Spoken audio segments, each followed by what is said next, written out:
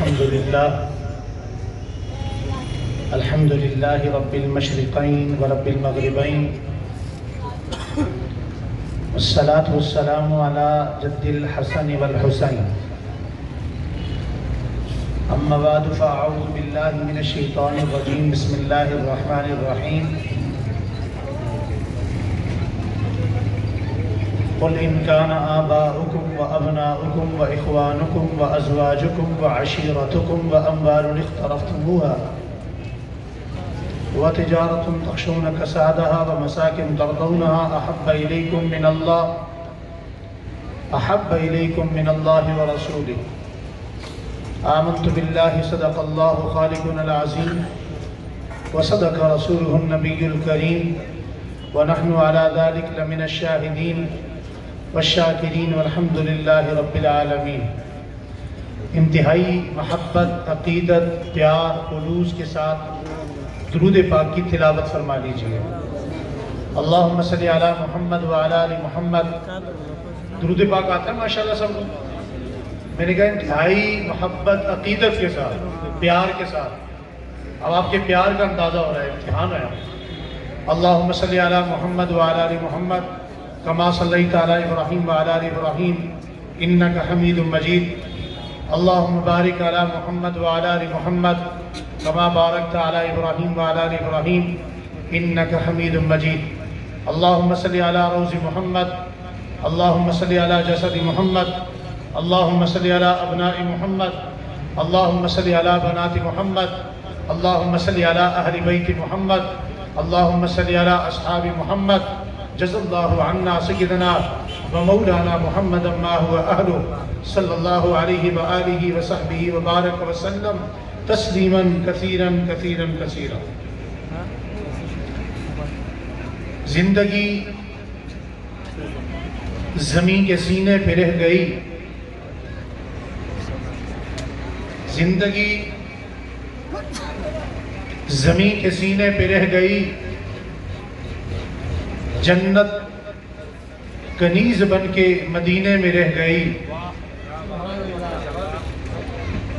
پھولوں کا رنگ حضرت یوسف کو مل گیا، پھولوں کا رنگ حضرت یوسف کو مل گیا، اور خوشبو میرے مصطفیٰ کے پسینے میں رہ گئی۔ جسے صدیق کی صداقت کا اعتراف نہیں، جسے صدیق کی صداقت کا اعتراف نہیں، وہ لاکھ سجدے کرے یہ گناہ معاف نہیں۔ دل میں بغض ابو بکر، بدن پہ حج کا لباس۔ دل میں بغض ابو بکر، بدن پہ حج کا لباس۔ میاں یہ تیرے نصیب کے چکر ہیں، طواف نہیں۔ بے شک۔ آپ کو میری بات سمجھ آ رہی ہے؟ جی جی ذرا سارے لا کے بولیں، زبان نہیں سر ایسے آ رہی ہے۔ اتنا بڑا جو سارے لا رہے تو چھوٹی سی زبان ہی لا دیں۔ جتنا میں بول رہا ہوں تھوڑا تھوڑا آپ بھی بولیں۔ زینت کے خزانے کو الماس کہتے ہیں، لگے طلب پانی کی تو اسے پیاس کہتے ہیں۔ سبحان اللہ۔ بے شک۔ زینت کے خزانے کو الماس کہتے ہیں، بڑے طلب پانی کی اسے پیاس کہتے ہیں۔ یوں تو سب کی پیاس بجھاتا ہے دریا، جو دریا کی پیاس بجھائے اسے عمر ابن خطاب کہتے ہیں۔ پھول ماریں گے نہ کلی ماریں گے، امام ماریں گے نہ ولی ماریں گے۔ پھول ماریں گے نہ کلی ماریں گے، امام ماریں گے نہ ولی ماریں گے۔ ہو جس کے سینے میں بغض اصحاب رسول، اسے عمر کے درے سے جناب علی ماریں گے۔ سبحان اللہ، سبحان اللہ۔ انتہائی ذی وقار حضرات علماء کرام، ذی محتشم، قرب و جوار، دور دراز سے تشریف لانے والے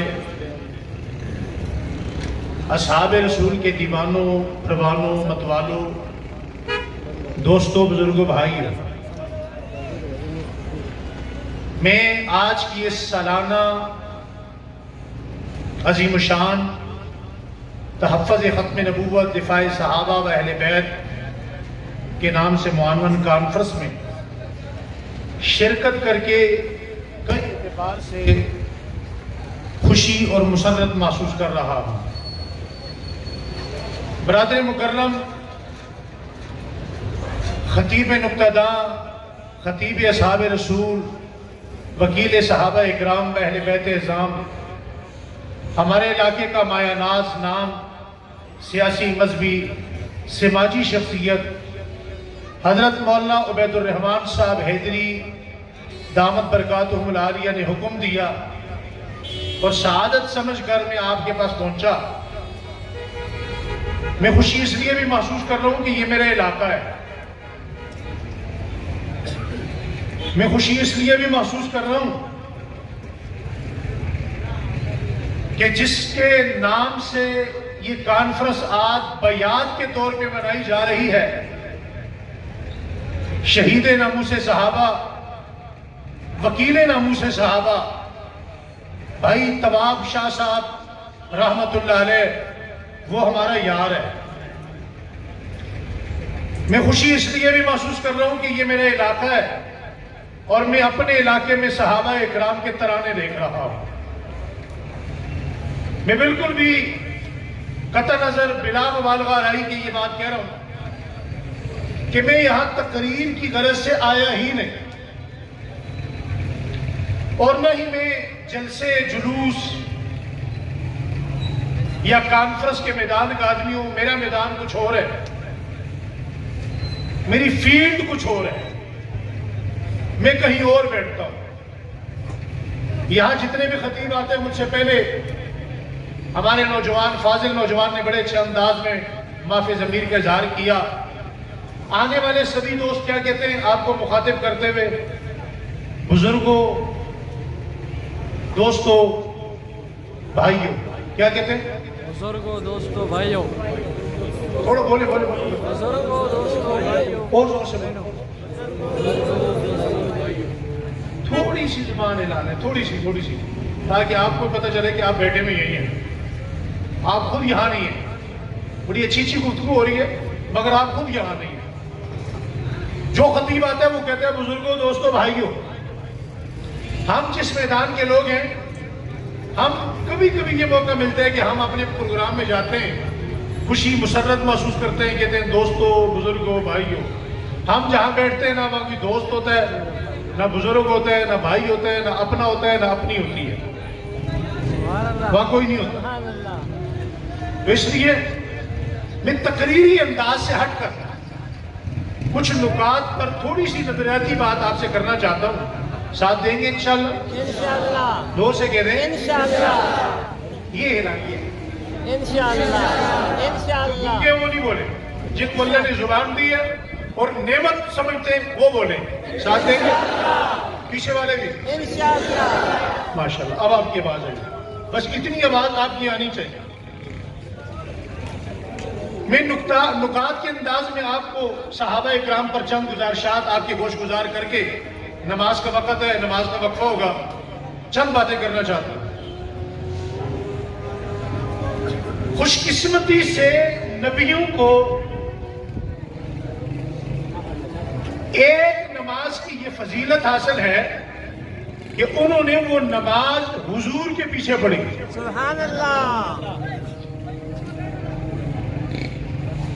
انتہائی خوش قسمتی فضیلت کی بات ہے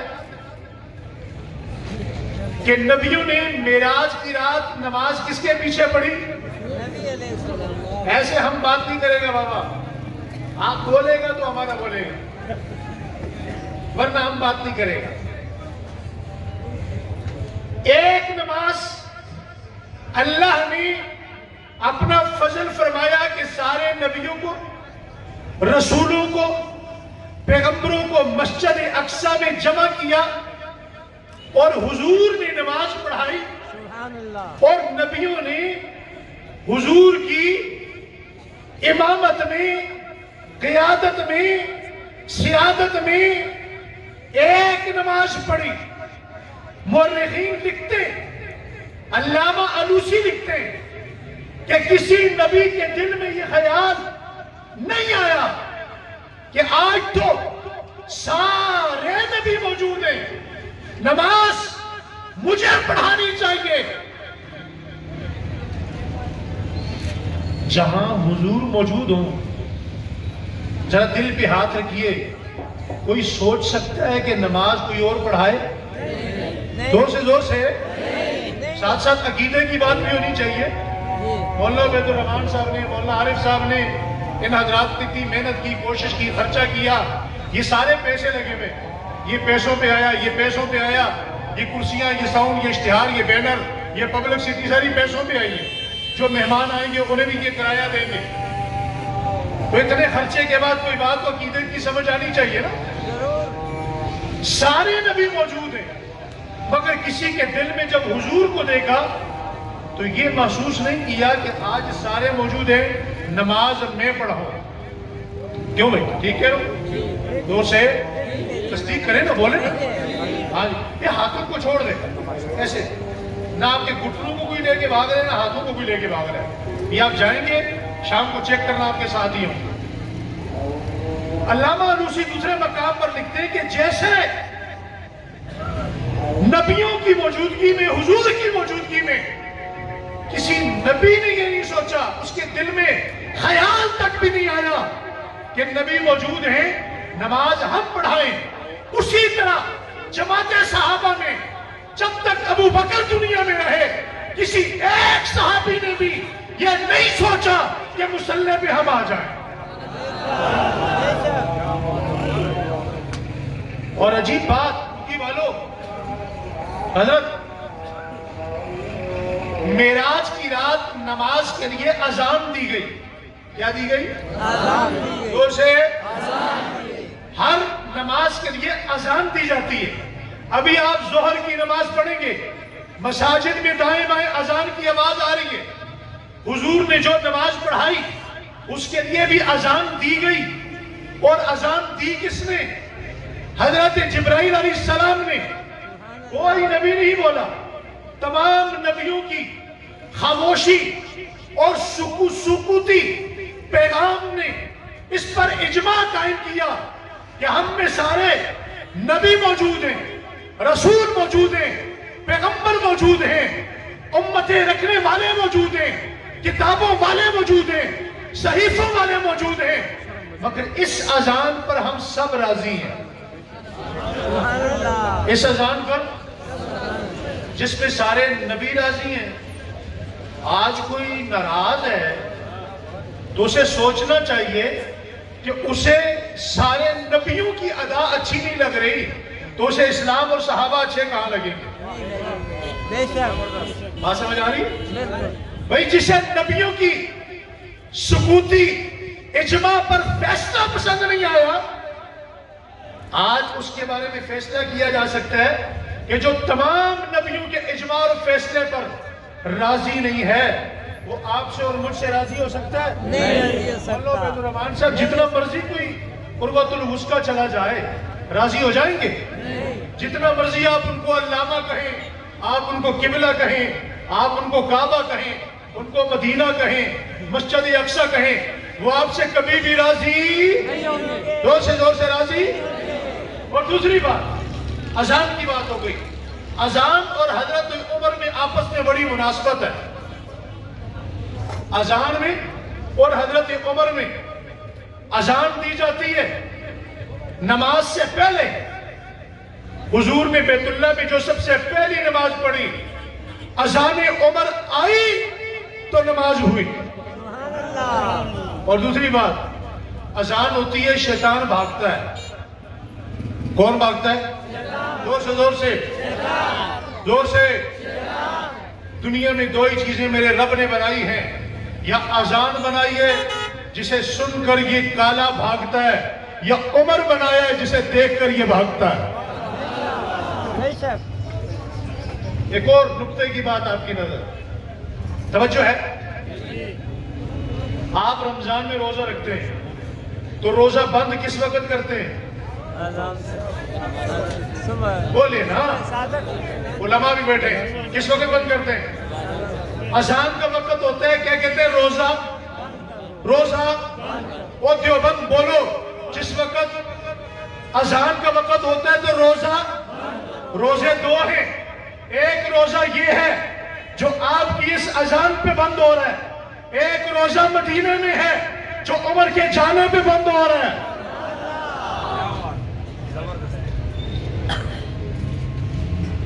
بات سمجھ آ رہی نہیں؟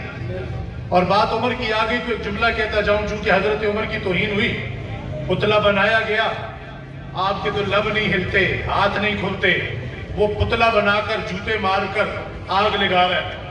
ایک جملہ کہتا جاؤں, حضرت ابو بکر فنا فی الرسول تھے.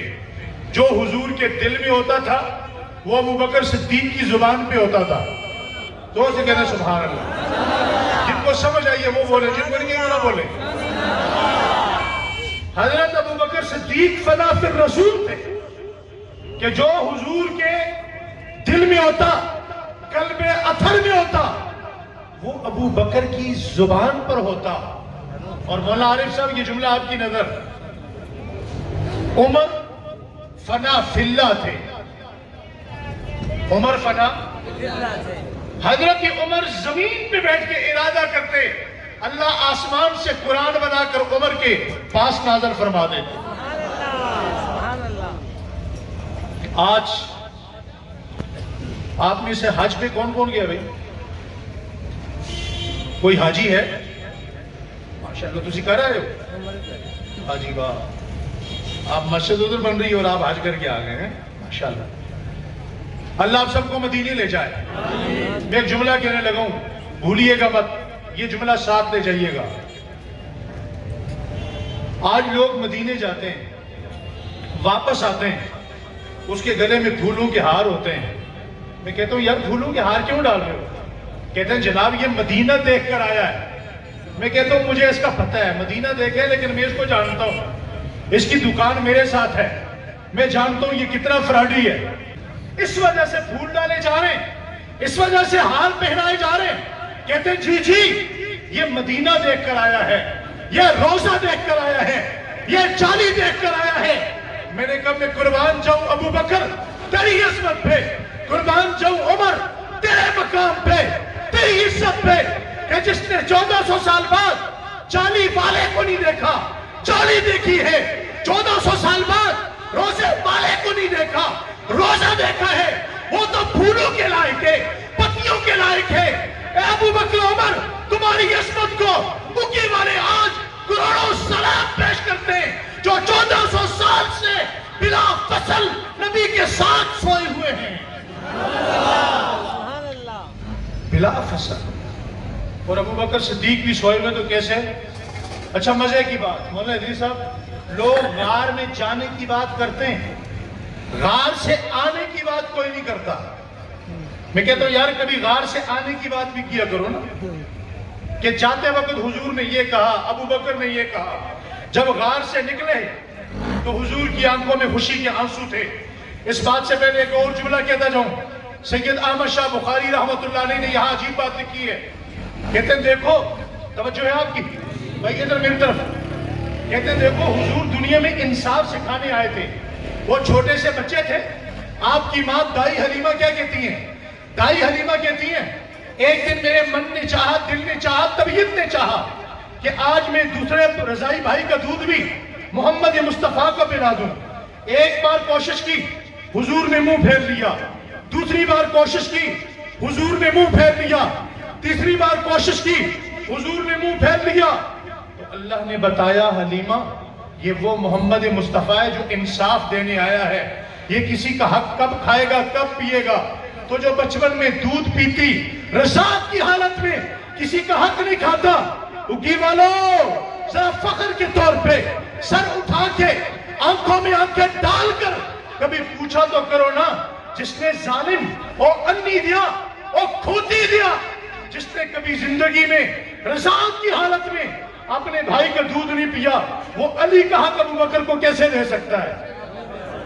بے شک بے شک۔ اچھا، غار سے نکل رہے ہیں تو حضور کی آنکھوں میں آنسو ہیں، آنسوؤں کے ساتھ حضور ابو بکر سے کیا کہتے ہیں؟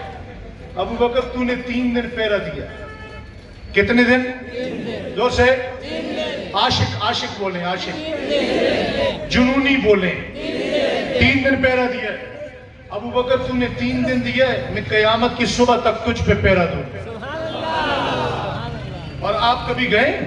اللہ آپ سب کو لے جائے، آپ جائیں دیکھیں، ایک طرف عمر ہے، دوسری طرف حضور ہے، اور قیامت تک حضور کا اور عمر کا پیرا ابو بکر صدیق پہ ہے، سبحان اللہ۔ قریب کوئی نہیں آ سکتا۔ اللہ اکبر۔ اللہ تعالی ہمیں ان کی محبتیں نصیب فرما دے۔ میں غار کی بات کر رہا تھا، احمد شاہ بخاری رحمت اللہ علیہ لکھتے ہیں کہ حضور تو انصاف کرنے والے تھے، نا انصافی کیسے کر سکتے ہیں؟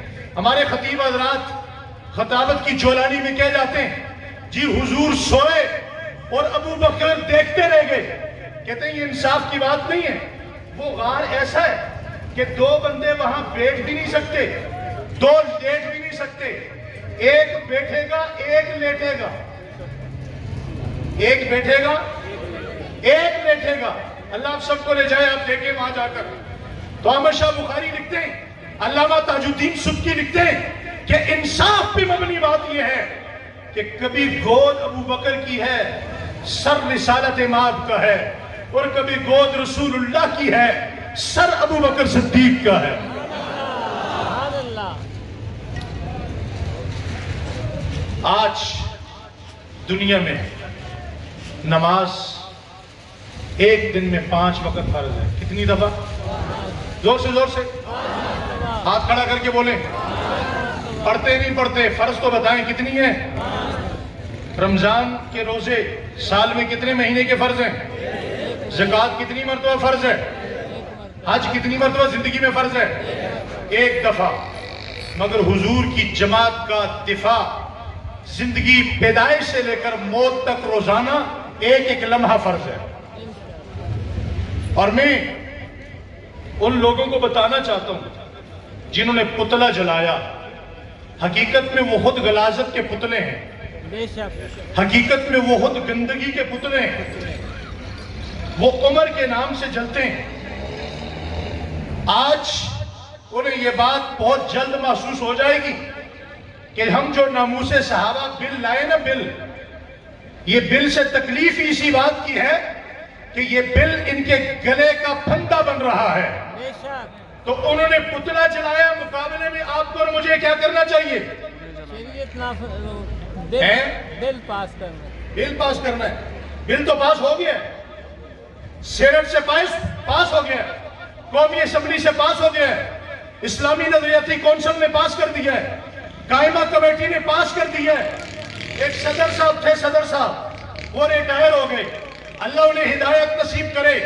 ان کی ٹیبل پر وہ 4 بڑے اداروں کے پاس کردہ بل اور آج بھی ان کی ٹیبل پر پڑا ہے۔ کوئی مت بھولے یہ بل پاس نہیں ہوگا، اس بل کے پیچھے لہو کے پانی کی آبیاری ہے۔ انشاءاللہ ثم انشاءاللہ وہ بل کل قومی اسمبلی میں تھا، وہ بل کل سینٹ میں تھا، وہ بل کل قائمہ کمیٹی میں تھا، وہ بل کل اسلامی نظریاتی کونسل میں تھا۔